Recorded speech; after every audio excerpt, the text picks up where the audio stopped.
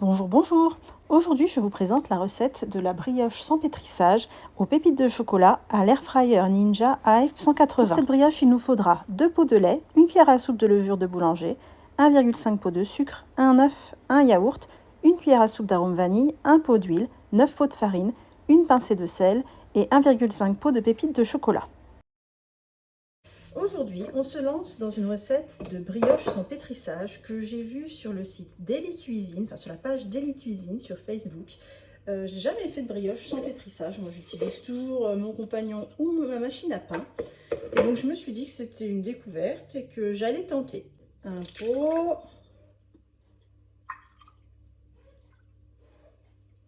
Voilà, 2 pots de lait. On va ajouter la levure sèche, la levure que je conserve au congélateur et qui se conserve plus d'1 an. On ajoute 1 pot et demi de sucre et on fouette jusqu'à ce que le mélange soit parfaitement homogène. Voilà, on laisse reposer sur le côté 5 minutes. Pendant ce temps-là, je prépare le reste des ingrédients. Si on ne veut pas mettre d'huile, elle nous dit de mettre 1 pot et demi de beurre.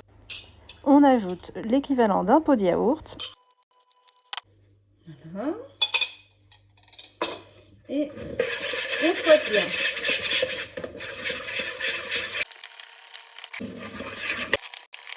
Ensuite, on ajoute l'œuf. Donc, chez moi, 2 petits œufs.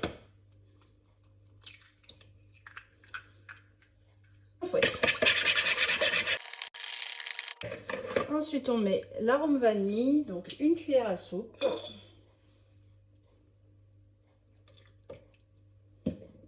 Voilà.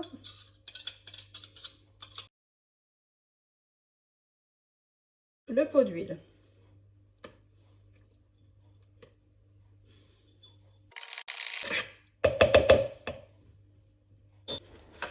On ajoute la farine petit à petit, à peu près 2 pots, puis on remue bien, puis on recommence.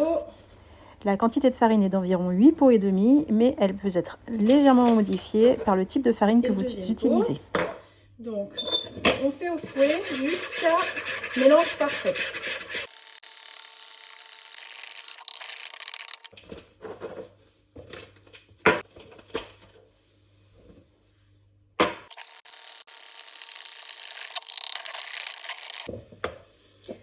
On ajoute la pincée de sel au milieu. Voilà.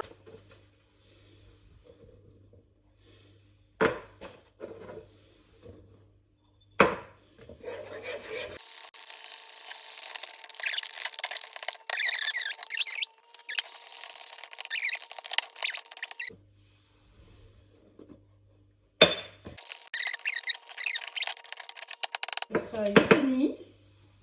Je ne vais pas le mettre en entier. À la fin, introduire la farine progressivement, car il vaut mieux en mettre moins que trop. Et ça permet de s'arrêter au bon moment. On arrête d'ajouter la farine quand la pâte est encore collante, mais qu'on peut commencer à former une boule avec. Donc son astuce, c'est de huiler le plan de travail, ses mains et la pâte pour qu'elle ne colle pas. Vérifions cela. Un petit peu sur la pâte. Voilà. On va sortir la pâte du saladier et la mettre sur le plan de travail qui est huilé.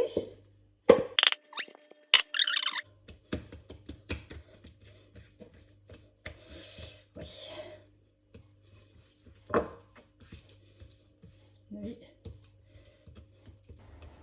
Et c'est la galère, ça colle énormément, je suis incapable de former une boule. Parce que moi, ça colle partout. Donc on va remettre un peu de farine quand même. Hein. Et je sors mon astuce ultime pour les pâtes qui collent, la corne de pâtisserie. Et on va servir de la corne de pâtisserie.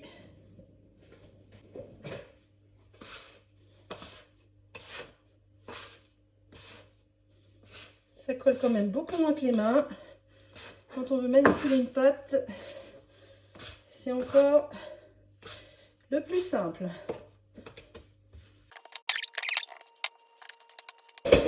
Je place ensuite la pâte dans un saladier qui passe à l'air fryer et donc je le mets en mode déshydratation à 40 degrés pendant 1h30. Ça y est, ça fait 2 heures que la brioche lève. Donc j'ai sorti la pâte de l'air fryer, j'ai huilé le plan de travail et je dépose la pâte à l'aide de la corne de pâtisserie sur le plan de travail. Je me sers toujours de la corne car c'est beaucoup plus simple à travailler. Je malaxe la pâte sur le plan de travail huilé, j'huile encore un petit peu la pâte et je l'étale pour qu'elle soit un peu plus fine. J'y dépose alors les pépites de chocolat, à peu près la moitié du paquet. Et je replie la pâte sur elle-même pour bien enfermer les pépites. Je reforme une boule et je réétale de la même façon la pâte pour y redéposer encore des pépites de chocolat.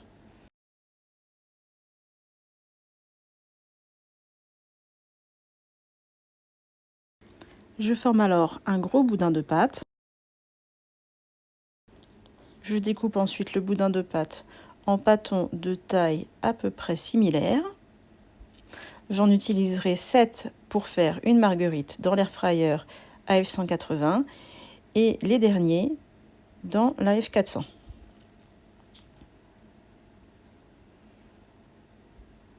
J'ai chemisé la cuve avec du papier sulfurisé perforé et je dispose les pâtons dans la cuve. On laisse gonfler à nouveau 40 minutes en mode déshydratation à 40 degrés, puis on badigeonne la brioche de jaune d'œuf. Ensuite, on enfourne à 180 degrés en mode bake pendant 14 minutes. La brioche paraît bien cuite, on la retourne pour vérifier et là, catastrophe, rien n'est cuit. Je la remets donc pendant 7 minutes à 180 degrés en mode bake. Et cette fois-ci, tout est bon. Bon appétit! Au final, voici mon avis sur cette brioche. J'ai trouvé le travail de la brioche assez long pour une consistance vraiment collante et sans la corne de pâtisserie, je ne m'en serais pas sortie. Je pense avoir mis trop peu de farine, ce qui expliquait la consistance. Au niveau du mode de cuisson, il est essentiel de mettre la brioche dans un moule pour éviter qu'elle s'étale et favoriser le montage en hauteur. Cela permet aussi à l'air de mieux circuler et à la cuisson de se faire de façon plus uniforme. Donc la prochaine fois, je reteste la recette dans un moule et avec plus de farine. À bientôt!